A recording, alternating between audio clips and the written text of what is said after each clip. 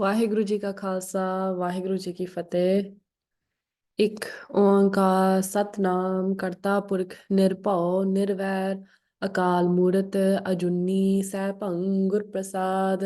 ਜਪ ਆਦ ਸੱਚ ਜੁਗਾਦ ਸੱਚ ਹੈ ਵੀ ਸੱਚ ਨਾਨਕ ਹੋਸੀ ਵੀ ਸੱਚ। ਵਾਹਿਗੁਰੂ ਜੀ ਕਾ ਖਾਲਸਾ ਵਾਹਿਗੁਰੂ ਜੀ ਕੀ ਫਤਿਹ। So today's class is on Saruktavali chapter 7. It is sharing about some of the greatest qualities that we can have, the qualities of the sons. The chapter starts off with saying that even with lots of jap tap, even with many friends, even with many relatives, even doing lots of charity, even if we have done lots of meditation, despite doing all these things, nothing can change the fact that death is inevitable. Nothing can prevent the fact that we have to leave this physical body. And so these examples of jap tap or lots of friends and relatives, sometimes we do these deeds because we want to avoid the inevitable. We want to avoid the idea of death, and we start to think that life is, quite permanent. Or we might even do some deeds thinking that we can extend our life or kind of just avoid death in some certain way. But the truth and reality is that there is nothing in this world that can prevent us from leaving this physical body. And so we do all sorts of deeds looking for some sort of bliss. Unknowingly, we are looking for that bliss. We are looking for that peace. But we don't realize that in order to obtain the fruits of any type of deed, whether that's good or bad, it's going to be painful. So, for example, at the time of pregnancy, we are quite joyous. But at the time of birth and actually giving birth, it's quite painful. So let's understand this a little bit deeper. Panditji says that the deluded jeev believes that it does all this karma. That is, that the jeev believes that it does the jap tap, that it has, established all these relationships, that it has done the charity, all for some sort of bliss. However, in the idea that we are trying to achieve some sort of bliss, whether it's spiritual bliss or worldly bliss, regardless of what it is, if we are trying to attain something, then there is some sort of karma that we are doing. And in that, we are not recognizing the truth of Karta Purakh. And so we have to also, reap the fruits. The other idea is also that in suffering, we say that the world is false. The world is false. But in happiness, we say, wah, wah, wah, waheguru teri kudrat.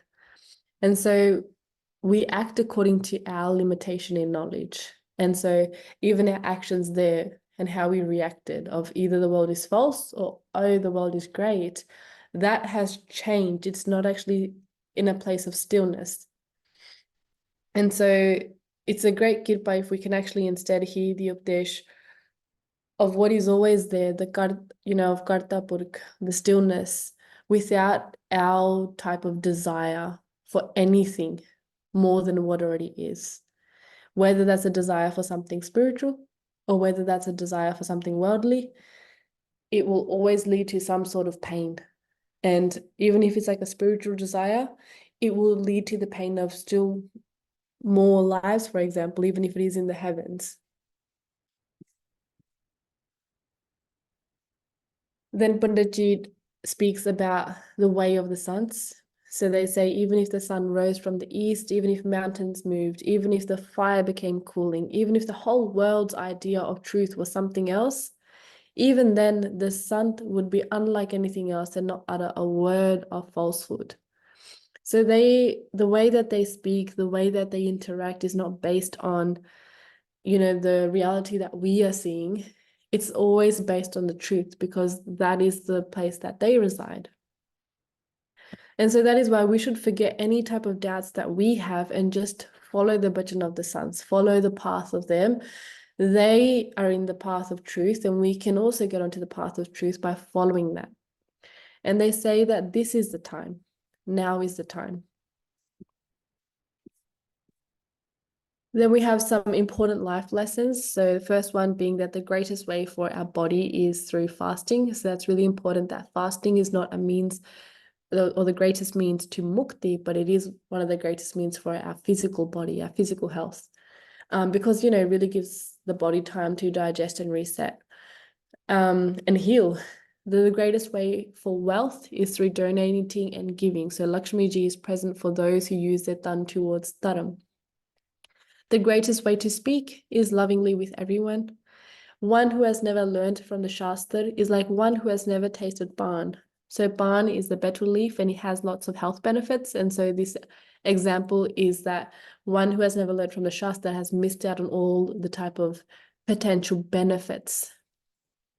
One who has not spoken good words, their mouth is like the house of a snake. It's just full of poison. Poison is going to come from their mouth.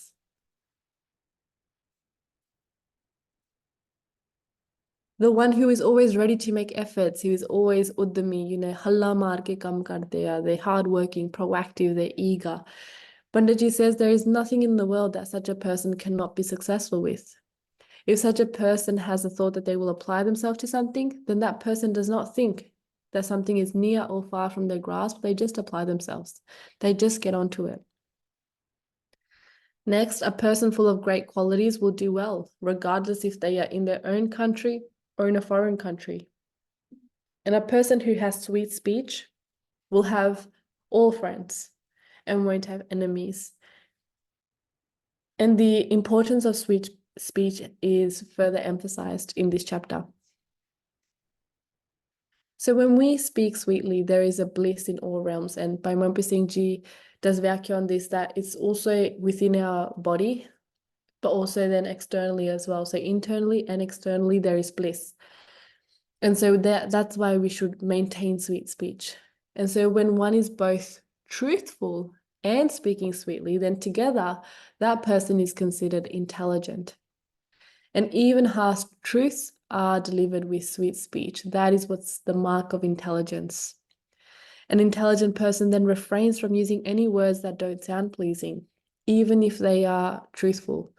Also, for example, if they have more harm than they have benefit, they might be humiliating or might, just be defaming in a sense. So even if it is truthful, but it doesn't sound nice, doesn't sound pleasing, then they would refrain from those type of words. And they're not just using sweet speech, like, you know, speaking with tact for everything. It's only for the truth. So sons never spread lies or falsehood disguised with sweet speech. They only ever spread the truth with that. So they say this is the conduct of the sons, and these are the conducts that we should abide by.